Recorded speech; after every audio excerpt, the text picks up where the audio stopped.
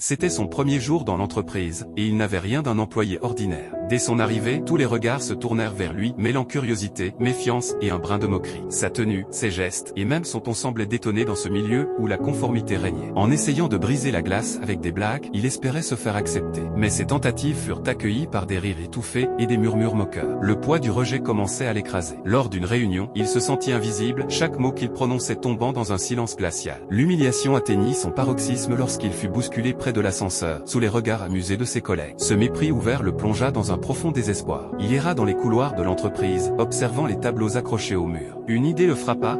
C'était sa différence qui le rendait si isolé. Le lendemain, il prit une décision radicale. Enfilant une tenue semblable à celle de ses collègues, il fit son apparition dans un style conforme aux attentes de l'entreprise. Cette transformation opéra un miracle. Les gens commencèrent à l'écouter, à rire de ses blagues et à l'apprécier. Très vite, il devint une figure populaire, une sorte de vedette admirée par tous. Mais ce succès avait un goût amer. Il se sentait comme un imposteur, ayant enterré une partie de lui-même pour être accepté. Un jour, un nouvel employé arriva. Sa posture hésitante et son regard perdu lui rappelèrent ce qu'il avait vécu.